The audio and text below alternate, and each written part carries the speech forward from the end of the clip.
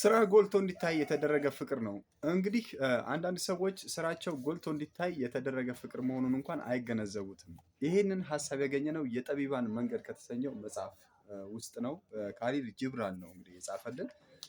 ካሊል ጂብራን የጠቢብ መንገድ የሚለው መጽሐፍ ውስጥ እናገኘዋለን ማለት ነው።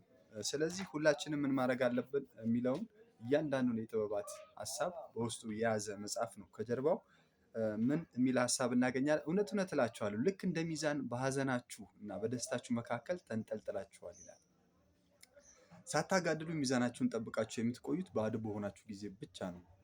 ባለሀብቱ ወርቅና ብሩን ሊመዝንባችሁ ባነሳችሁ ጊዜ ግን ሀዘናችሁ ወይም ደስታችሁን ከፍ አሊያም ዝቅ ሊል ይችላል። የዛኔ ወይ ሀዘናችሁ ወይ ደስታችሁ ይበልጣል ማለት ነው። ስለዚህ የጠቢባን መንገድ ካሊል ጂብራንን ፈልጓቸው አንብቡት። እናመሰግናለን። ይሄን ቤት ፎሎ እያደረጋችሁ